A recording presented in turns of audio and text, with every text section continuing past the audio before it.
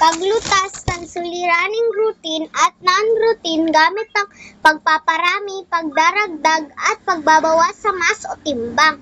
Sa araling ito ay matutuhan mo ang paglutas ng suliranin na may kinalaman sa mass o timbang. Kasama rin ang pagpaparami ng multiplication, pagdaragdag, pagbabawas at paghahati-hati at iba pang pamaraan ng suliranin na may kaugnayan sa mass o timbang.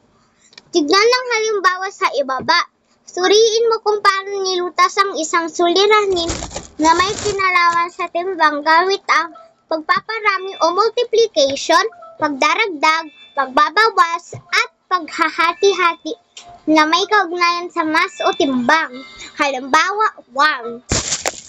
Si Aling Nora ay bumili ng 3 kilogramo na saging, 2 kilogramo na orange at saka 4 na kilogramo na mangga. Ilang kilo ang prutas na binili ni Aling Nora?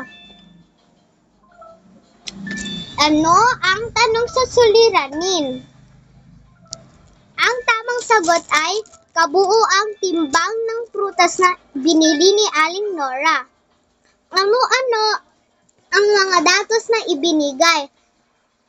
Ang sagot ay 3 kilogramo na saging, 2 kilogramo na orange at 4 na kilogramo na mangga. Ano ang operasyong gagamitin? Ang sagot mo, pagdaragdag o addition. Ano ang tamang sagot? Mag-isip nga kayo ng solusyon. Ang solusyon ay 3 kilogramo plus 2 kilogramo plus 4 kilogramo equals to 9 kilogramo. Ang tamang sagot ay 9 kilogram na prutas na nabili ni Aling Nora. Galing. Magaling.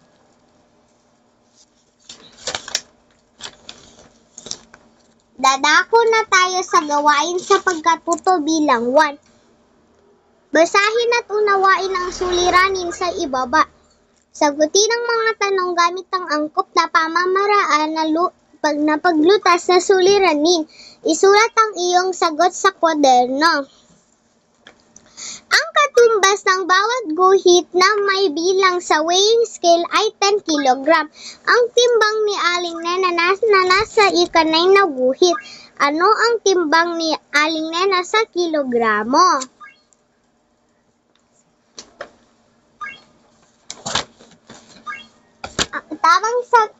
Ang maaari niyong sagot sa number 1 ay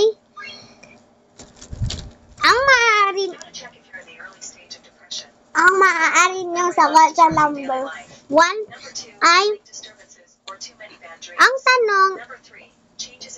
ang tanong sa suliranin ay ano ang timbang ni Aling Nena sa kilogramo?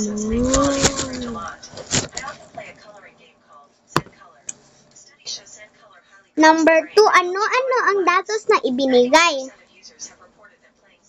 Ito ang halimbawa niyong sagot. 10 kilogramo at ika-9 na guhit. Ano ang operasyong gagamitin? Sagot nyo. Ang tamang sagot ay ang gagamiting operasyon ay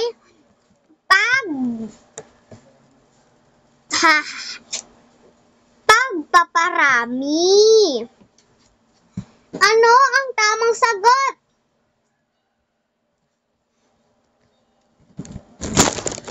Mag-isip na kayo ng solusyon. Ang solusyon ay 10 times 9 equals to 90.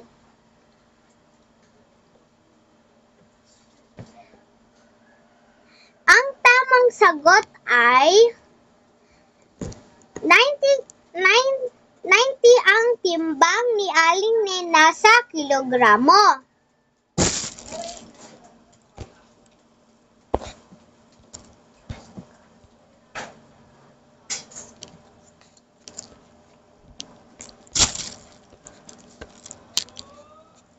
dito na nagtatapos ang ating pag-aaralan.